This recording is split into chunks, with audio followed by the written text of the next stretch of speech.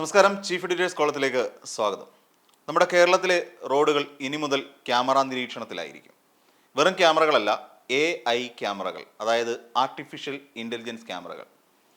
അതായത് ഈ ക്യാമറകളിലൂടെ റോഡുകളിൽ നടക്കുന്ന ഏത് തരത്തിലുള്ള ഗതാഗത നിയമലംഘനവും കണ്ടുപിടിക്കുകയും കൃത്യമായ ഫൈൻ ഈടാക്കുകയും ചെയ്യുകയാണ് ഇതിലൂടെ ഉദ്ദേശിക്കുന്നത്. എന്നാൽ ഇതൊക്കെ എത്രത്തോളം ഭാവിയിൽ വിജയകരമായി തീരും, ജനങ്ങൾക്ക് എത്രത്തോളം ഉപകാരകരമായി തീരും എന്നുള്ള കാര്യം പിന്നീട് നമുക്ക് കണ്ട് തന്നെ അറിയേണ്ട കാര്യങ്ങളാണ്. എന്തായിരുന്നാലും ഇതുമായി ബന്ധപ്പെട്ട ഒരു റിപ്പോർട്ട് നമുക്ക് കാണാം. ഗതാഗത നിയമങ്ങൾ കാറ്റിൽപ്പറത്തിൽ ചീറിപ്പായുന്നവർക്ക് ഇന്നു മുതൽ പണി വീട്ടിലെത്തും. ഏപ്രിൽ 1 മുതലുള്ള ദൃശ്യങ്ങൾ ഇതിനോടകം കൺട്രോൾ റൂമിൽ ലഭിച്ചിട്ടുണ്ടെന്നാണ് മോട്ടോർ വാഹന വകുപ്പ് അറിയിക്കുന്നത്. ഏപ്രിൽ 1 മുതലുള്ള നിയമലംഘനങ്ങൾക്കാണോ അതോ ഇന്നു മുതലുള്ള നിയമലംഘനങ്ങൾക്കാണോ പിഴ ഈടാക്കുക എന്നതിൽ വ്യക്തതയില്ല. സംസ്ഥാനത്തുടനീളം 726 അത്യാധുനിക നിരീക്ഷണ ക്യാമറകളാണ് ഇപ്പോൾ പ്രവർത്തിക്കുന്നത്. രാത്രിയിൽ ഉൾപ്പെടെ നടക്കുന്ന നിയമലംഘനങ്ങൾ വ്യക്തതയോടെ തിരിച്ചറിയാൻ സാധിക്കും എന്നതാണ് AI ക്യാമറകളുടെ സവിശേഷത. സാധാരണ CCTV ക്യാമറകളേക്കാൾ കൂടുതൽ വ്യക്തതയുള്ള ചിത്രങ്ങളാണ് ലഭിക്കുക. വാഹനത്തിനകത്തിരിക്കുന്നവരുടേതടക്കം വ്യക്തമായ ചിത്രം ലഭിക്കും. കുറ്റകൃത്യങ്ങളുടെ അന്വേഷണത്തിലും ഇത്തരം ക്യാമറകൾ സഹായകമാകും. ചിത്രങ്ങൾ 5 വർഷത്തേക്ക് സൂക്ഷിക്കാനുള്ള ശേഷി ക്യാമറകൾക്കുണ്ടെങ്കിലും 1 വർഷം സൂക്ഷിക്കാനാണ് നിലവിലുള്ള തീരുമാനം. നിയമലംഘനം കണ്ടെത്തുന്ന ക്യാമറയിൽ നിന്നുള്ള ദൃശ്യം തിരുവനന്തപുരത്തുള്ള സെൻട്രൽ കൺട്രോൾ റൂമിലാണ് ആദ്യം എത്തുക. അവിടെ നിന്നും ജില്ലാ കൺട്രോൾ റൂമിലേക്ക് വിവരങ്ങൾ കൈമാറും. തുടർന്ന് ഉടമകളുടെ മേൽവിലാസത്തിലേക്ക് നോട്ടീസ് എത്തും. നോട്ടീസ് കൈപ്പറ്റി 30 ദിവസത്തിനകം പിഴ അടച്ചില്ലെങ്കിൽ ഇരട്ടിത്തുക കോടതിയിൽ അടയ്ക്കേണ്ടി വരും. അക്ഷയ കേന്ദ്രങ്ങൾ വഴിയും പിഴ അടയ്ക്കാനുള്ള സംവിധാനമുണ്ട്. News desk Yoganatham news. ഇന്ന് ചീഫ് എഡിറ്റേഴ്സ് കോളത്തിൽ ഈ വിഷയത്തിൽ നമ്മോട് സംസാരിക്കാനുള്ളത് മുൻ ഡെപ്യൂട്ടി ട്രാൻസ്പോർട്ട് കമ്മീഷണറായിട്ടുള്ള ഷായി സാറാണ്. നമസ്കാരം സാർ. സാർ, ഇപ്പം 700-ലധികം ക്യാമറകൾ കേരളത്തിൻ്റെ അങ്ങോളം ഇങ്ങോളം നമ്മുടെ ഗതാഗത വകുപ്പ് സ്ഥാപിച്ചു കഴിഞ്ഞിട്ടുണ്ട്, റോഡ് സേഫ്റ്റിയുമായി ബന്ധപ്പെട്ടിട്ട്. എന്താണ് സാർ ഇതിൽ നിന്ന് ഉദ്ദേശിക്കുന്നത്? ഇതിൽ റോഡിൽ സുരക്ഷ ഉറപ്പാക്കുക എന്നുള്ളതാണ് പ്രാഥമിക ദൗത്യം. അത് നമ്മുടെ രാജ്യത്തിലെ അല്ലെങ്കിൽ സ്റ്റേറ്റിൻ്റെ ഉത്തരവാദിത്തത്തിൽപ്പെട്ടാണ്, അല്ലെങ്കിൽ ഭരണകർത്താ സംവിധാനത്തിൻ്റെ ഉത്തരവാദിത്തത്തിൽപ്പെട്ടാണ്.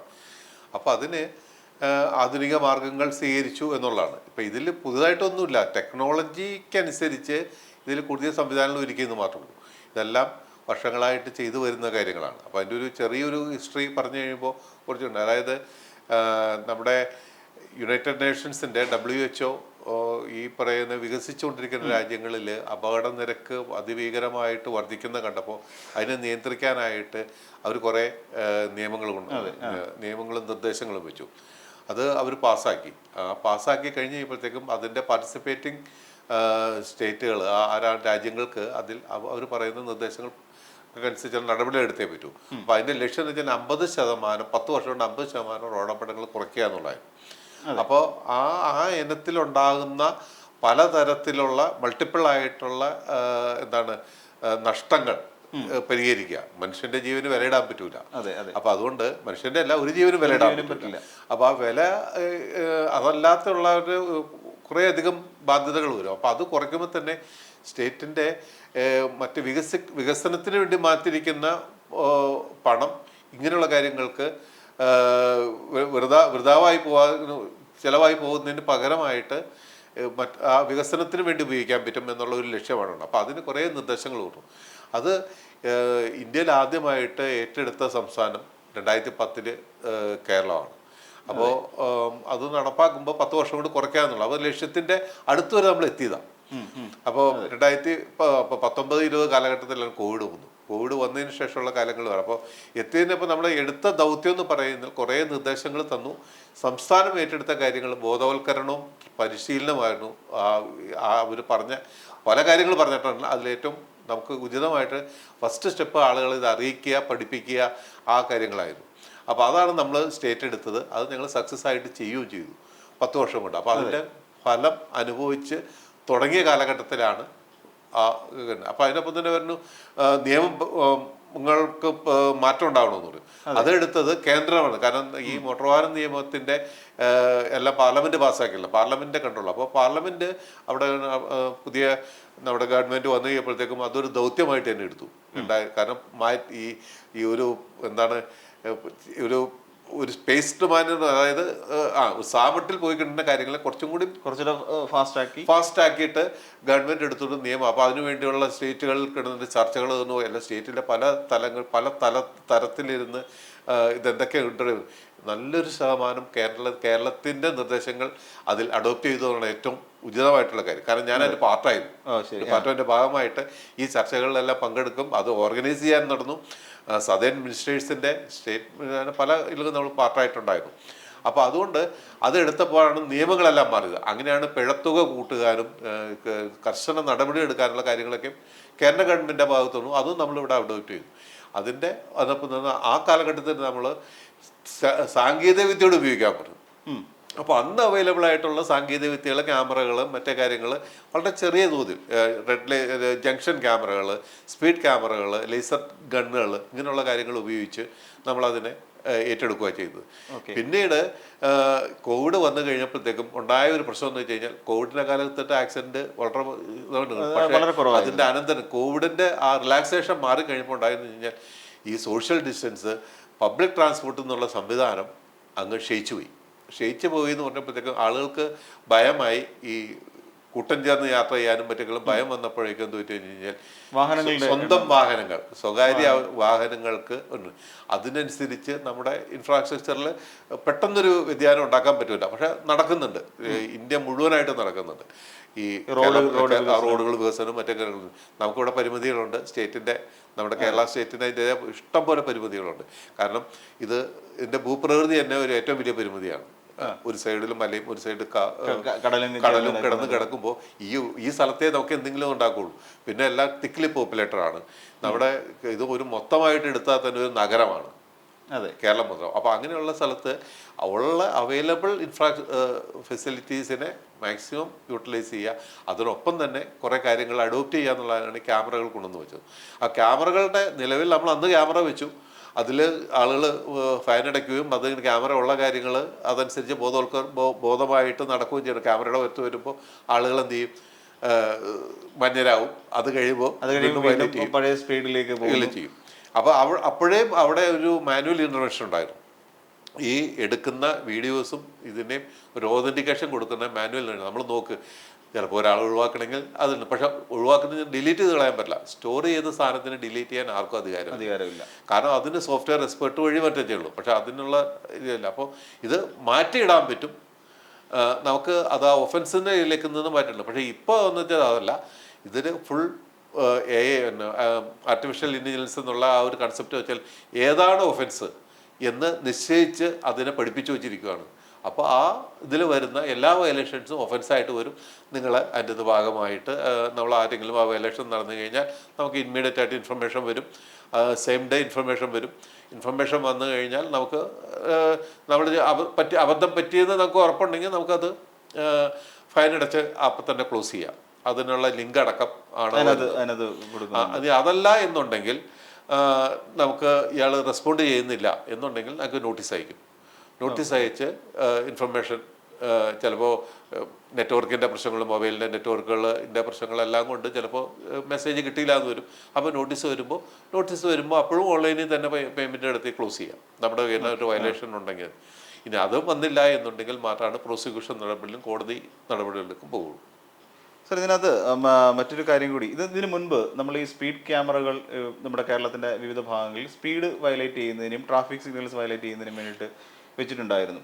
പക്ഷേ ഇവയെല്ലാം പിന്നീട് പ്രവർത്തനരഹിതമായി പോകുന്ന ഒരു കാഴ്ചയാണ് പിന്നീട് കണ്ടത്. പല സ്ഥലങ്ങളിലും ഇപ്പോൾ പല യാത്രക്കാർക്കും അറിയാം അവിടെ ക്യാമറ അത് വർക്ക് ചെയ്യുന്നില്ല എന്നുള്ള കാര്യം പലർക്കും അറിയാവുന്ന ഒരു അവസ്ഥയിലേക്ക് പോയി. അപ്പോൾ ഇത് എത്രത്തോളം പ്രായോഗികമായി വിജയിച്ചിരുന്നു? തന്നെയുമല്ല, അക്കാലത്ത് ഈ ഫൈനിൻ്റെ വേണ്ടിയിട്ട് പേപ്പേഴ്സ് അയക്കുന്നതിനുണ്ടാകുന്ന കാലതാമസമൊക്കെ ഉണ്ടായിട്ടില്ലേ?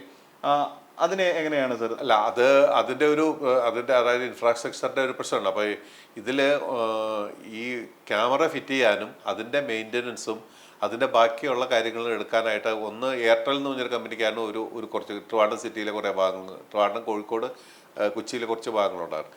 പിന്നെ കെൽട്രോണാണ്. അപ്പോൾ ഈ ഒരു സംവിധാനം എടുത്തപ്പോഴത്തേനും അതിന് പീരീഡുണ്ട്. 3 വർഷത്തെ ഒരു എഗ്രിമെൻ്റാണ്. ആ എഗ്രിമെൻ്റ് കഴിഞ്ഞിട്ടുള്ള കാലഘട്ടത്തിലേക്ക് ഉള്ള പരിപാടികൾ ആസൂത്രണം ചെയ്യാനായിട്ട് കാലതാമസം വന്നുകൊണ്ടാണ് അതിൻ്റെ മെയിൻ ക്യാമറകളൊക്കെ ഷട്ട് ഡൗൺ ആയിക്കുന്നത്. പിന്നെ ഇതിൻ്റെ കോസ്റ്റ്, കാരണം ഗവൺമെൻറ്റിന് എടുക്കുന്ന പൈസ എടുത്തിട്ട് വേണം ചിലവാക്കാനായിട്ട്. അപ്പോൾ അതിന് നമ്മൾ പ്രപ്പോസൽ കൊടുക്കുമ്പോൾ അത് സാങ്ഷനായിട്ട് വരാനായിട്ട്, കാരണം ഇതിന് കമ്മിറ്റികളുണ്ട്, ചാടിക്കേറി എടുക്കുന്നത് സർക്കാർ ജനത്തിൻ്റെ പൈസ ആയതുകൊണ്ട് ഇത് റോഡ് സുരക്ഷാ അതോറിറ്റിയാണ് ആ പൈസ ചിലവാക്കുന്നത്. അപ്പോൾ അതിനൊരു സംവിധാനം അവിടെയുണ്ട്. ഏതൊക്കെ കാര്യത്തിന് പൈസ കൊടുക്കണം, എങ്ങനെയൊക്കെ ചിലവാക്കണം എന്നുള്ളതിന് ആ സംവിധാനത്തിൻ്റെ ഭാഗമായിട്ട് അതിൻ്റെ കമ്മിറ്റികളുണ്ട്. അതിൽ ഉയർന്ന തലത്തിലുള്ള ഉദ്യോഗസ്ഥർ ചേർന്നല്ല. ആ കമ്മിറ്റികൾ കൂടാനുള്ള കാലതാമസമൊക്കെ വരുമ്പോഴത്തേക്കും ഇതെല്ലാം അതനുസരിച്ച് നീണ്ടുപോകും. പിന്നെ ഉള്ളത് ഇതിൻ്റെ കംപ്ലീറ്റ് സ്റ്റേറ്റിൻ്റെ അതായത് ഡിപ്പാർട്ട്മെൻറ്റിൻ്റെ കൺട്രോളിലായിരുന്നു. അവർ ഡിപ്പാർട്ട്മെൻറ്റിൻ്റെ ജീവനക്കാരുടെ പരിമിതികൾ, പരാധീനതകൾ എല്ലാം വെച്ചിട്ട് നോട്ടീസ് അയക്കാനും താമസം വന്നിട്ടുണ്ട് ചില സ്ഥലങ്ങളിൽ. അതുമാത്രമല്ല, ഈ നമ്മുടെ അന്ന് ഉപയോഗിച്ചുകൊണ്ടിരുന്ന ഒരു സോഫ്റ്റ്വെയർ എന്ന് പറഞ്ഞു കഴിഞ്ഞാൽ, ഇത് ക്യാമറയ്ക്കല്ല, ഡിപ്പാർട്ട്മെൻറ്റിൻ്റെ സേവനങ്ങൾ കൊടുത്തിരുന്ന സോഫ്റ്റ്വെയർ എന്ന് പറഞ്ഞാൽ സ്റ്റേറ്റിൽ, നമ്മുടെ കേരളത്തിൽ ഡെവലപ്പ് ചെയ്ത, അതിന് ഒരു വെബ് ബേസ്ഡ് ആപ്ലിക്കേഷൻ സംവിധാനം ഇല്ലായിരുന്നു. ഇല്ലാന്നല്ല, അതിൽ മൊബൈൽ നമ്പർ ഇല്ല, ഇൻഫർമേഷൻ കൊടുക്കാനുള്ള സംവിധാനം. അപ്പം അങ്ങനെയുള്ള ഡിലേ വന്നു. അപ്പോൾ എന്താണെന്ന് വെച്ച് കഴിഞ്ഞാൽ, നമ്മൾ ഈ നോട്ടീസ് എടുത്ത് ഇൻസ്റ്റന്റ് ഒരു മെസ്സേജ് കിട്ടൂല. ഇത് സീനിയോറിറ്റി അനുസരിച്ച് എടുത്തെടുത്ത് വരുമ്പോഴത്തേക്കും നമ്പർ ഓഫ് ഓഫീസിന്റെ എണ്ണം കൂടുതൽ, വണ്ടി വിറ്റ് വരെ പോയിട്ടുണ്ടാവും. അപ്പോൾ കാലതാമസം. അപ്പോൾ ഇന്ന് നടന്നതിൽ നാളത്തേക്ക് ഇത് ഒതന്റിക്കേറ്റ് ചെയ്യണം. ആദ്യത്തെ ഒരു പ്രോസസ്സുണ്ട്, ഒതന്റിക്കേഷൻ പ്രോസസ്സുണ്ട്, ഒഫൻസ് ആണെന്നുള്ളത്. അപ്പോൾ ആ ആള് വന്ന് അത് മുഴുവൻ വാച്ച് ചെയ്തിട്ട് ഒഫൻസ് ഏതാണ്, വയലേഷൻ ഏതൊക്കെയാണെന്നുള്ള, ഏതൊക്കെ നമ്മൾ ഒഴിവാക്കണം എന്നുള്ള ആ ഒരു ഇതനുസരിച്ച് മാറ്റിയിട്ട് ചെയ്യുന്ന നോട്ടീസ് അയക്കാനുള്ള, നോട്ടീസ് പ്രിപ്പയർ ചെയ്യണം. ചിലപ്പോൾ സ്റ്റാമ്പിൻ്റെ അവൈലബിലിറ്റി ഉണ്ടാവില്ല. അതൊക്കെ ഫണ്ട് അലോട്ട്മെന്റ് ആണ്. ആ അലോട്ട്മെന്റിൽ അങ്ങനെയുള്ള പ്രശ്നങ്ങളൊക്കെയായിരുന്നു ആ കാലഘട്ടം ഉണ്ടായത്. പക്ഷേ ആദ്യത്തെ 3 വർഷം ആ ഗ്യാരണ്ടി പീരീഡിനുള്ളിൽ ഇത് കംപ്ലീറ്റ് ഒരു നന്നായിട്ട് നടന്നു. ആ പീരീഡ് കഴിഞ്ഞപ്പോഴത്തേക്കും ഡിലേ വന്നു. പിന്നെ ഉദ്യോഗസ്ഥർ മാറിപ്പോകുമ്പോൾ അതിൽ ഒരാൾ, എല്ലാവരും ഒരേപോലെ ആവണമെന്നില്ലല്ലോ, ഒരാൾ ഡെഡിക്കേറ്റ് ആയിട്ട് ചെയ്യും, ഒരാൾ സാമട്ടി ചെയ്യും, ചിലവർ നെഗ്ലക്റ്റ് ചെയ്ത് വർക്ക് ചെയ്യുന്നു. അപ്പോൾ അങ്ങനെയുള്ള കുറേ, അത് എല്ലാ സ്ഥലങ്ങളിലുള്ള പ്രശ്നങ്ങൾ അതിൽ സംഭവിച്ചെന്നുള്ളൂ. ഇപ്പോൾ അതിൻ്റെ ആവശ്യമില്ല. ആ കാര്യങ്ങളൊക്കെ നമ്മൾ അത് പഠിച്ചു. നമുക്ക് പോയിന്റുകൾ, പോരായ്മകളെല്ലാം പഠിച്ചിട്ട് അതെല്ലാം ഉൾപ്പെടുത്തിയിട്ടാണ് ഇപ്പോൾ ഉള്ള സംവിധാനങ്ങൾ. അപ്പോൾ അതിന് മാൻ പവർ ആരൊക്കെ ഏതൊക്കെ തലത്തിൽ വേണം, മാക്സിമം മാൻ പവർ കുറയ്ക്കുക എന്നുള്ളതാണ് വിഷയം. അപ്പോൾ മാൻ പവർ എന്നാലും മുന്നിൽ നോട്ടീസ് അയക്കാനായിട്ട് ആൾ വേണം. അപ്പോൾ ആ നോട്ടീസ് അയക്കാനായിട്ടുള്ള ആള് അതിന് മുമ്പത്തെ ഒരു ഘട്ടമുണ്ട് നമുക്ക് ഇൻഫർമേഷൻ കൊടുക്കാൻ. അപ്പോൾ എന്ത് ചെയ്തു, ഇത് പരിവാഹൻ എന്നുള്ള സൈറ്റ്, അത് കേന്ദ്ര ഗവൺമെൻറ്റിൻ്റെ ആ ഒരു പരിപാടി, അത് സജീവമായി, അതും നമ്മൾ കേരളത്തിൻ്റെ ആവശ്യപ്രകാരം വളരെ മനോഹരമായിട്ട് അത് ഡിസൈൻ ചെയ്തു. പരിമിതികളും പരാധീനതകളും എപ്പോഴും ഉണ്ട്. കാരണം മറ്റതുമായിട്ട് കമ്പയർ ചെയ്യുമ്പോൾ, കാരണം ഒരു സിസ്റ്റത്തിൽ നിന്ന് പുതിയ സിസ്റ്റത്തിലേക്ക് മാറുമ്പോൾ നമ്മൾ ശീലിച്ചതിൽ നിന്ന് നമ്മളൊരു കാര്യത്തിൽ മാത്രമേ ഉള്ളൂ. ഇതിനൊക്കെ നമ്മൾ പരാതി പറയും. ഒരു മൊബൈൽ നമ്പർ വാങ്ങിച്ചിട്ട് അടുത്ത അപ്ഗ്രേഡഡ് അല്ലെങ്കിൽ കുറച്ചുകൂടി നല്ലൊരു വേർഷൻ്റെ മൊബൈൽ വാങ്ങിക്കുമ്പോൾ നമ്മൾ കൃത്യമായിട്ട് കുത്തിയൊന്ന് പഠിക്കും. ആ ഡെഡിക്കേഷൻ ഒരു നമ്മുടെ ഒരു സേവനത്തിന് വേണ്ടി ഉപയോഗിക്കുന്ന, നമ്മുടെ ജോലിയുടെ ഭാഗത്ത് ഉപയോഗിക്കുന്ന ഒരു സോഫ്റ്റ്വെയറിൽ ചിലപ്പോൾ നമ്മൾ കാണിച്ചെന്ന് വരില്ല. അത് നമ്മുടെ മനുഷ്യൻ്റെ സ്വഭാവശൈലിയുണ്ട്. എങ്കിലും അതിലേക്ക് വന്നപ്പോൾ എല്ലാവരും ഡാറ്റ കിട്ടി, മൊബൈൽ നമ്പർ കിട്ടി, ഇതെല്ലാം ഇൻ്റഗ്രേറ്റ് ചെയ്തപ്പോഴത്തേക്കും ഇപ്പോൾ നമുക്ക് സംവിധാനമുണ്ട്, ഇൻസ്റ്റൻ്റ് ആയിട്ട് മെസ്സേജ് അയക്കാനുള്ള സംവിധാനമുണ്ട്.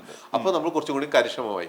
ഇനി അതിൽ റെസ്പോണ്ട് ചെയ്തില്ലെങ്കിൽ മാത്രമേ ഉള്ളൂ, ഏതെങ്കിലും കാരണവശാൽ ടെക്നോളജിയാണ്, ടെക്നോളജിയുടെ പരിമിതികളുണ്ടോ, അല്ലെങ്കിൽ അയാളുടെ സ്വഭാവമുണ്ട്, അത് വരട്ടെ, ഇനി ഒരു നോട്ടീസ് വരട്ടെ എന്ന് ചിന്തിക്കുന്നവരോ, അല്ലെങ്കിൽ ഇതിനെ നെഗ്ലക്റ്റ് ചെയ്യുന്ന, ആ മെസ്സേജ് കിട്ടി നെഗ്ലക്റ്റ് ചെയ്യുന്നവരുണ്ട്, അല്ലെങ്കിൽ അവർ വീണ്ടും ചോദിക്കട്ടെ എന്ന് വിചാരിക്കുന്ന ആളുകളുണ്ട്.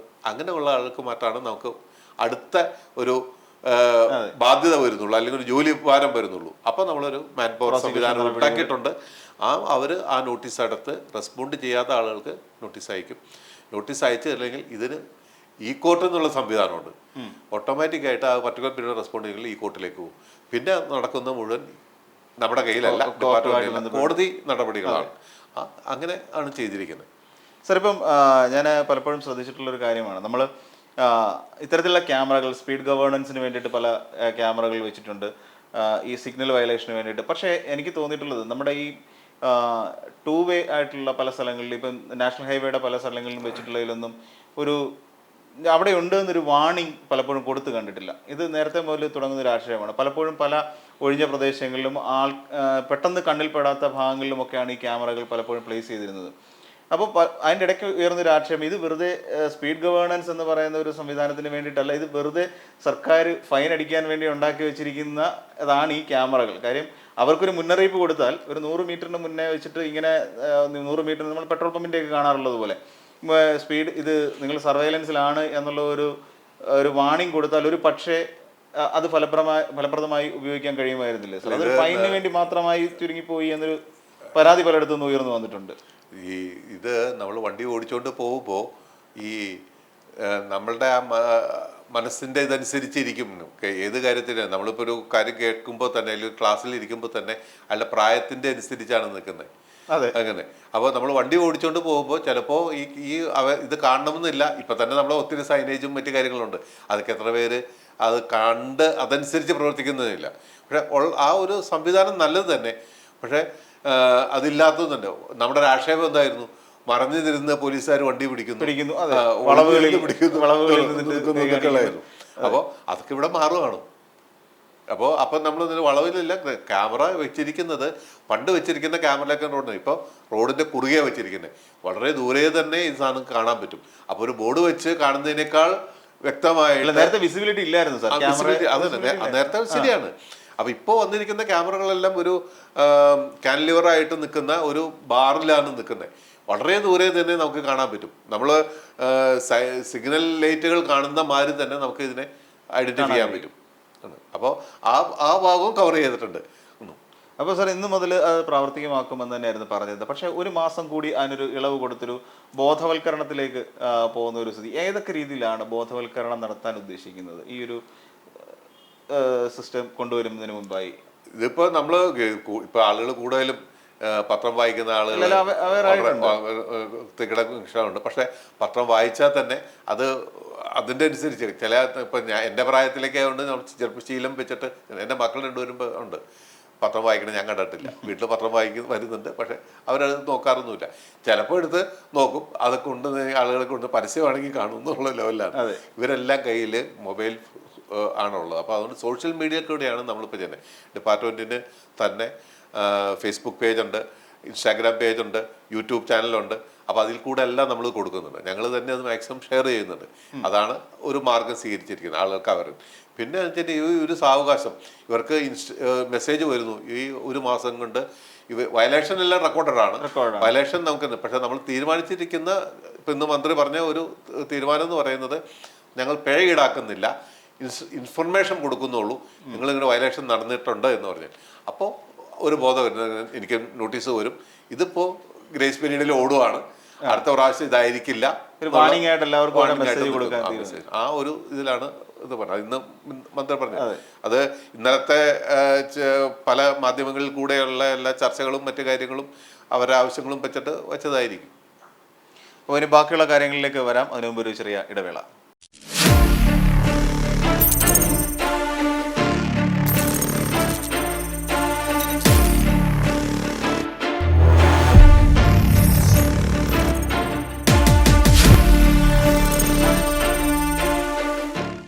നമുക്ക് തിരികെ എത്താം. സാർ, മറ്റൊരു ആക്ഷേപം ഇതിൽ പിഴ ഈടാക്കുന്നത് സംബന്ധിച്ചിട്ട് ഇപ്പോൾ ഹെൽമെറ്റ് ഇല്ലാത്തതിന് ഒരു പിഴ ഈടാക്കുന്നുണ്ട്, സീറ്റ് ബെൽറ്റ് ധരിക്കാത്തതിന് ഒരു പിഴ. പക്ഷെ 3 പേർ ഒരു 2 വീലറിൽ സഞ്ചരിക്കുമ്പോൾ അവർക്ക് പിഴ ഈടാക്കുന്നുണ്ട്. 3 പേർ സഞ്ചരിക്കുക 2000 രൂപയാണെന്ന് തോന്നുന്നു സാർ എൻ്റെ പിഴ വരുന്നത്. ഒരു ഫാമിലിയിൽ ഒരു കുട്ടിയും അച്ഛനും അമ്മയും യാത്ര ചെയ്യുമ്പോൾ ഇത് പ്രാക്ടിക്കലി അവർക്ക് ദോഷമുണ്ടാകില്ലേ? അതായത് ഈ കുടുംബത്തിന് ബുദ്ധിമുട്ടുണ്ടാകുന്നതല്ലേ? അതൊരു നമ്മളൊരു മാനുവലി കൺട്രോൾഡ് ആണെങ്കിൽ ഇപ്പം നമ്മുടെ പോലീസ് നിൽക്കുന്നു, അവിടെ ചെന്ന് നിന്ന് കഴിയുമ്പോൾ അവർ പറയുന്നത് എൻ്റെ മകനാണ് മകളാണ് എന്ന് പറഞ്ഞിട്ട് അവരെ ബോധ്യപ്പെടുത്തി നമുക്ക് യാത്ര തുടരാവുന്നതാണ്. പക്ഷേ ഈ ഒരു സിറ്റുവേഷനിൽ ഈ ക്യാമറ ഇത് കൃത്യമായി അനലൈസ് ചെയ്യും, തല എണ്ണി മാത്രം. കാരണം അതിന്റെ നിർമ്മിത ബുദ്ധിയിൽ നമ്മൾ ബാക്ക്ഗ്രൗണ്ടിൽ അവന് കൊടുത്തിരിക്കുന്ന ഇൻസ്ട്രക്ഷൻ ഇതാണ്: ഇങ്ങനെ ഒരു സാധനം കണ്ടു കഴിഞ്ഞാൽ നിങ്ങൾ റെക്കോർഡഡ് ആണ്, നിങ്ങൾ വയലേഷൻ ആണ്, ആ വയലേഷൻ ആണെങ്കിൽ നിങ്ങൾക്ക് ഇൻഫർമേഷൻ കൊടുക്കുക എന്നുള്ളതാണ്. ഇവിടെ അതിൻ്റെ ഒരു പ്രശ്നം എന്ന് പറഞ്ഞു കഴിഞ്ഞാൽ ആദ്യം മോട്ടോർ സൈക്കിൾ എന്താണെന്ന് പറയണം. 2 വീലർ എന്ന് പറയുന്ന സാധനം, 2 വീലർ എന്ന് പറയുന്ന സാധനം സിംഗിൾ ഒരാൾക്ക് യാത്ര ചെയ്യാനുള്ളതാണ്. അതെ, ആണ്, ഒരാൾക്ക് മാത്രമല്ല. അതിൻ്റെ ഡിസൈൻ എങ്ങനെയാണ്, അതിൻ്റെ കൺസ്ട്രക്ഷൻ എങ്ങനെയാണ്. പിന്നെ ഈ നമ്മുടെ ഇവിടുത്തെ വികസിച്ചു കൊണ്ടിരിക്കുന്ന ഒരു രാജ്യം, പഴയ ദരിദ്ര രാജ്യം, നമ്മളിപ്പോൾ കുറച്ചും കൂടി അതിലൊക്കെ ഒത്തിരി മുകളിൽ വന്നു കഴിഞ്ഞു. എന്നാൽ പൂർണ്ണമായിട്ട് വികസിച്ച രാജ്യം എന്ന് നമുക്ക് പറയാൻ പറ്റില്ല. അപ്പോൾ അതുകൊണ്ട് നമുക്ക് ഈ കാര്യങ്ങളൊക്കെ നമ്മുടെ ഭാഗമായതുകൊണ്ട് നമ്മളൊരു ഇളവ് നമ്മുടെ നിയമത്തിൽ വേണ്ടി കൊടുത്തിരുന്നു. നിങ്ങൾക്ക് ഒരാളെയും കൂടിയും കയറ്റാം, റൈഡർ കൂടാതെ ഒരാളെയും കൂടിയും കയറ്റാം. എപ്പോൾ നിങ്ങളുടെ വാഹനത്തിൽ ഒരു സീറ്റ് ഉണ്ടായിരിക്കണം, കാല് വെക്കാനായിട്ടുള്ള ഫുഡ് റെസ്റ്റ് ഉണ്ടായിരിക്കണം, കൈ പിടിക്കാൻ തന്നെ ഹാൻഡ് ഗ്രിപ്പ് ഉണ്ടായിരിക്കണം. ഇത്ര ഉണ്ടെങ്കിൽ ഒരാളെയും കൂടിയും കയറ്റാം, ആ ആൾ ഹെൽമെറ്റ് വെച്ചിരിക്കണമെന്നും പറഞ്ഞു. ഇതാണ് പറഞ്ഞിരിക്കുന്നത്. അപ്പോൾ പിന്നെ മൂന്നാമതൊരാൾ വന്നു കഴിഞ്ഞാൽ അത് കുറ്റമായിട്ടല്ലേ നിയമത്തിന്റെ പരിധിയിൽ നിന്ന് വരും.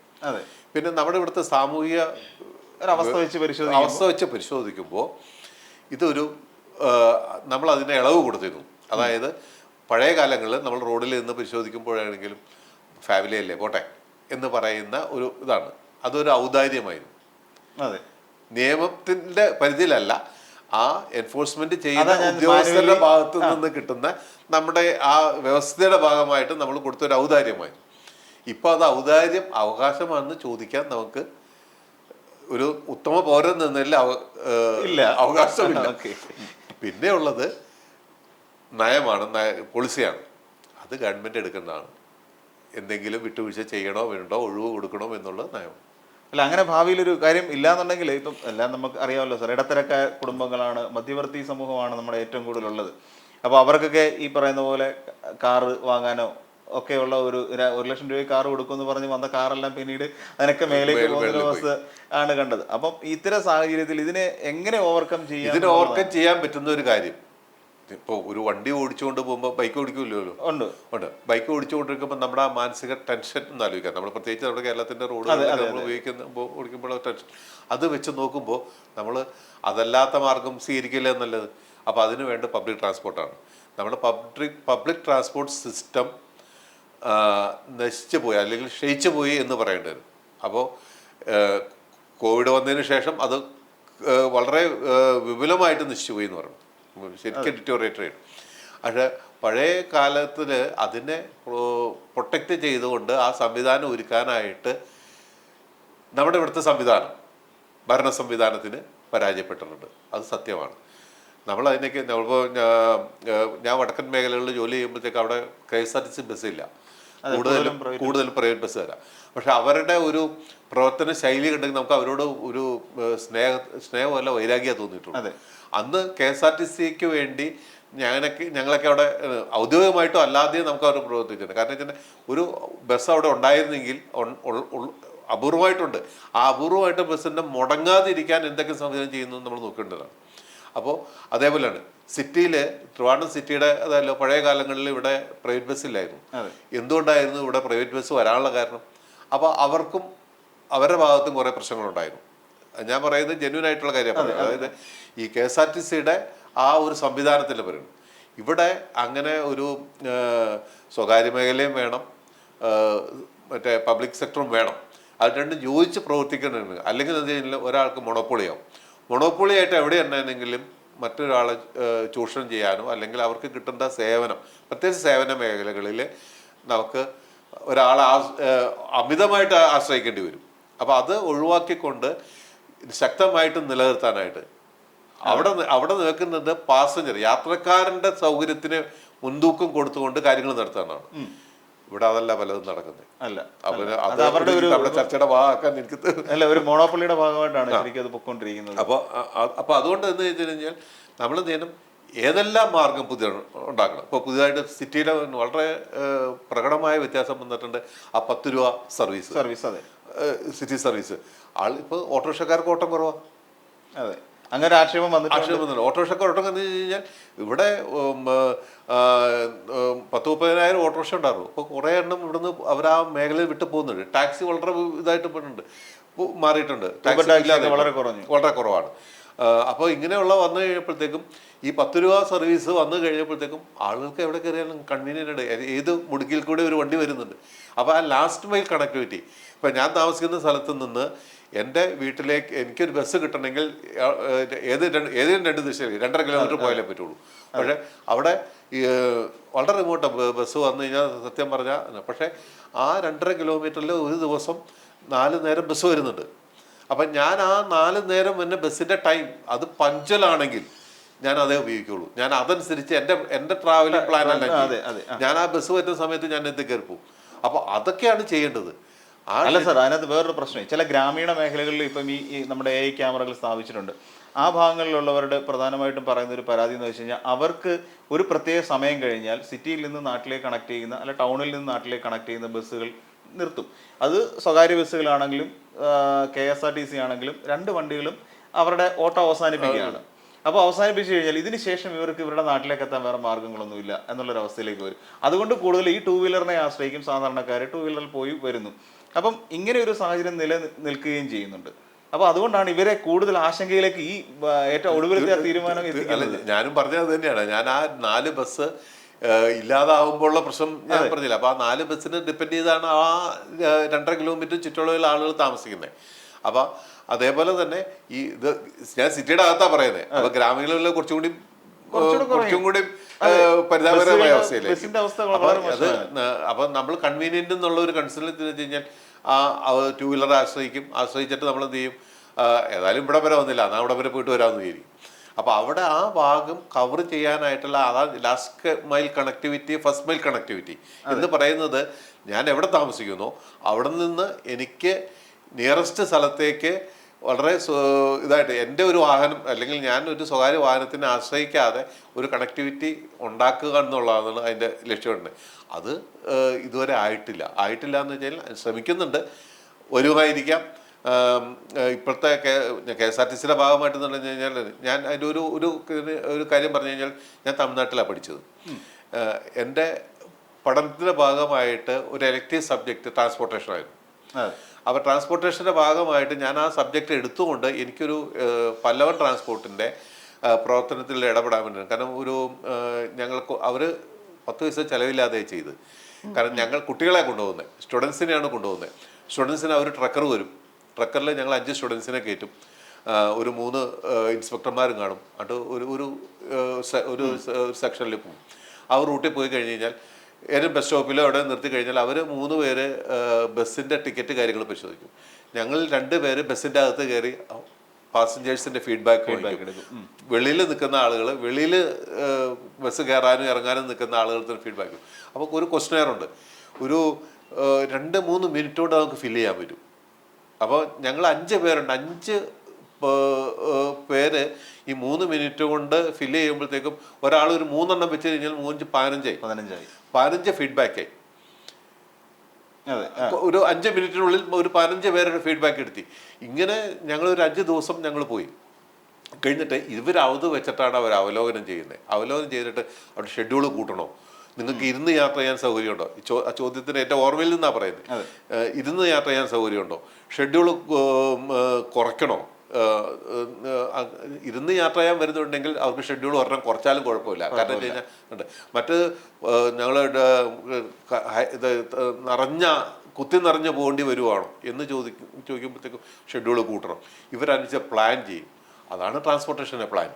ആ പ്ലാനിങ് പഠനത്തിൻ്റെ ഭാഗമായിട്ട് ചെയ്താണെങ്കിൽ അതനുസരിച്ച് അവർ ചെയ്തു. പിന്നീട് അവിടെ നാഷണലൈസ്ഡാണ്, മിക്കവാറും എല്ലാം പ്രൈവറ്റ് സെക്ടറിൽ വളരെ കുറവാണ്. അപ്പോൾ എന്ത് ചെയ്തു, ലാസ്റ്റ് മൈൽ കണക്ടിവിറ്റി ഉറപ്പാക്കാനായിട്ട് അവർ ഈ മെയിൻ റോഡ് ഈ നാഷണലൈസ്ഡ് റൂട്ടിൽ മറ്റേ സ്വകാര്യ മേഖലകൾക്ക് പ്രവേശനമില്ല എന്നുള്ളതാണ് കൺസെപ്റ്റ്. അവർ ചെയ്തപ്പോൾ മിനി വെഹിക്കിൾസിന്, അതായത് ചെറിയ കുട്ടി ബസ് എന്ന് പറഞ്ഞ മാതിരിയുള്ള ചെറിയ വാഹനങ്ങൾക്ക് പെർമിറ്റ് കൊടുത്തു. പെർമിറ്റ് കൊടുത്തിട്ട് അവരൊരു ടൈം ഷെഡ്യൂളൊന്നും ഇല്ലാന്ന് തോന്നുന്നു. അപ്പോൾ ഈ ഗ്രാമപ്രദേശങ്ങളിലെ ആളുകളെ ഇവർ കളക്ട് ചെയ്ത് മെയിൻ ബസ് സ്റ്റാൻഡിൽ എത്തിച്ചു കൊടുക്കും. പിന്നെ അവിടുന്ന് പിക്ക് ചെയ്ത് പോകും. ഇതിങ്ങനെ തേരാപാര ഓടുവാണ്, ടൈം ഷെഡ്യൂളില്ല. കാരണം അവരാൾക്ക് ഇപ്പം നമ്മുടെ ഈ നെയ്യാറ്റിൻകര ഭാഗത്ത് വന്നു കഴിഞ്ഞാൽ ടെമ്പോ ട്രാവലർ ടെമ്പോ ബസ് ഓടുന്നില്ലേ, അതേപോലെ അവർ ഓടുന്നു. അതിന് അവർ സാധൂകരണം കൊടുത്തു. നമ്മുടെ ഈ മാർത്താണ്ഡത്തിന് അപ്പുറത്തേക്ക് ചെന്ന് കഴിഞ്ഞാൽ കാണാൻ പറ്റും ഈ ചെറിയ പച്ചക്കളറിലെ ബസ്സുകൾ വരുന്നത്. അത് അന്ന് അവർ ചെയ്തതാണ്. നമുക്കത് ഇൻട്രൊഡ്യൂസ് ചെയ്യാവുന്നതേ ഉള്ളൂ. നമ്മളെന്തിനാ എല്ലാം പബ്ലിക് സെക്ടറിലേക്ക് വിളിച്ചു വെക്കട്ടെ, കുറച്ച് സ്വകാര്യ മേഖലയിലേക്ക് വിട്ടുകൊടുത്താൽ ഇങ്ങനെയുള്ള കാര്യങ്ങൾ കൊടുത്തു കഴിഞ്ഞാൽ ഈ പ്രശ്നത്തിൻ്റെ പരിഹാരമാവും. അത് ശ്രദ്ധിക്കേണ്ട കാര്യമാണ്. ഇത് ഞാൻ ഇവിടെ പാലസ് സർവീസ് പിടിക്കാൻ സ്ക്വാഡ് ഉണ്ടായിരുന്നു പണ്ട് ഡിപ്പാർട്ട്മെൻറ്റിൻ്റെ ഭാഗമായിട്ട് വന്നപ്പോൾ. അന്നത്തെ കമ്മീഷണർ നമ്മുടെ അദ്ദേഹം ജേക്കബ് തോമസ് സാറ്, നിങ്ങളിവിടെ വന്ന് ടെമ്പോക്കാരെ തല്ലുകൊണ്ട് പോകണ്ട, ഇതിന് പരിഹാരം കണ്ടുപിടിച്ചിട്ട് കൂടി നിർദ്ദേശിക്കാറുണ്ട്. അങ്ങനെ ഞാൻ കൊടുത്ത നിർദ്ദേശമാണ്. അദ്ദേഹം അത് ഗവൺമെൻറ് പ്ലേസ് ചെയ്തിരുന്നു. പക്ഷേ KSRTC കുറച്ച് വണ്ടികൾ വാങ്ങിച്ചിരുന്നു. അത് പക്ഷേ ഫലപ്രദമായിട്ട് അത് ഉപയോഗിച്ചില്ല എന്നാണ് എനിക്ക് മനസ്സിലാകുന്നത്. സാറേ, നമ്മൾക്ക് പിന്നെ AI ക്യാമറയിലേക്ക് തന്നെ തിരിച്ചു വരാം. നമ്മൾ AI ക്യാമറ ഫലപ്രദമായി നടപ്പിലാക്കുന്നതിലൂടെ നമ്മുടെ നിലവിലത്തെ ഒരു ആക്സിഡന്റ് ഹിസ്റ്ററിയിൽ നിന്ന് നമുക്ക് എന്ത് മാറ്റം കൊണ്ടുവരാൻ കഴിയുമെന്നാണ് സർക്കാർ പ്രതീക്ഷിക്കുന്നത്? ആളുകൾ കുറച്ചും കൂടി സേഫ്റ്റി കോൺഷ്യസ് ആവും. നമ്മൾ റോഡിൽ കുറേ കാര്യങ്ങൾ ചെയ്തിട്ടുണ്ട്. ക്യാമറ എന്ന് മാറ്റി നിർത്തി കഴിഞ്ഞാൽ തന്നെ നിയമം, നമ്മൾ വരയുണ്ട്, സൈനേജ് ഉണ്ട്, ഇതെല്ലാം നിങ്ങളോട് പറയുന്നത് ഞാൻ നിങ്ങളെ സംരക്ഷിക്കാം. പക്ഷെ ഒരു കണ്ടീഷനുണ്ട്, you have to obey this one. അതെ, ഞാൻ പറയുന്ന നിർദ്ദേശങ്ങൾ അനുസരിച്ചാണ് ഞാൻ സംരക്ഷിക്കും. അതായത് റോഡ് തന്നെ നിങ്ങളെ സംരക്ഷിക്കാം എന്നുള്ള ഉറപ്പാണ്. അപ്പോൾ അതുകൊണ്ട് ഞാൻ വരച്ചു തന്നിരിക്കുകയാണ്, ഇതൊരു ഇന്ന റെസ്ട്രിക്ഷനാണ് പറയുന്നത്, ഇന്ന ഡയറക്ഷനാണ് പറയുന്നത്, ഇന്ന ഗൈഡ് ലൈനാണ് പറയുന്നത് എന്ന് പറയുകയാണ്. അപ്പോൾ ഈ വരകളും കുറികളൊക്കെ ഇതാ പറയുന്നത്, നിങ്ങൾ ഇന്ന കാര്യം നിർദ്ദേശം ആണ് പറയുന്നത്, ഈ നിർദ്ദേശം അനുസരിക്കണം, അത് പാലിക്കണം എന്ന് കഴിഞ്ഞാൽ നിങ്ങളെ ഞാൻ പ്രൊട്ടക്റ്റ് ചെയ്യും. റോഡ് പറയുകയാണ് നമ്മളോട്. അതൊരു ഭാഷയാണ്. അതെ, അത് ലോകത്തിൽ എവിടെ ചെന്നാലും അതാണ്. അപ്പോൾ അതാണ് അതിൻ്റെ പറ്റും. അപ്പോൾ ഇതിനെ വയലേറ്റ് ചെയ്യണ്ടോ, ഈ ഭാഷയെ വയലേറ്റ് ചെയ്യണോ? ഞാൻ ആ നിർദ്ദേശം, ആ റോഡ് പറയുകയാണ്, നിങ്ങൾ സുരക്ഷിതമായിട്ട് എവിടെ നിങ്ങളുടെ ലക്ഷ്യത്തിൽ എത്താനായിട്ട് ഞാൻ പറയുന്ന നിർദ്ദേശങ്ങൾ അനുസരിക്കാൻ നിങ്ങളോട് പറയുമ്പോൾ നിങ്ങൾ അതിനെ നെഗ്ലക്റ്റ് ചെയ്യുമോ എന്ന് പരിശോധിക്കാനായിട്ടാണ് ക്യാമറ വെച്ചിരിക്കുന്നത്. ഓക്കെ, എന്തായിരുന്നാലും AI ക്യാമറകൾ നമ്മുടെ കേരളത്തിലൂടെ സഞ്ചരിക്കുന്ന നമ്മുടെ യാത്രക്കാർക്ക് അവരുടെ നിയമങ്ങൾ കൃത്യമായി പാലിച്ചുകൊണ്ട് തന്നെ മുന്നോട്ട് പോകാൻ ഉള്ള ഒരു പ്രചോദനമായി മാറട്ടെ എന്ന് തന്നെയാണ് സാറിൻ്റെ വാക്കുകളിൽ നിന്ന് നമുക്ക് മനസ്സിലാക്കാൻ കഴിയുന്നത്. എന്തായാലും വളരെയധികം നന്ദി സാർ. നന്ദി, നമസ്കാരം.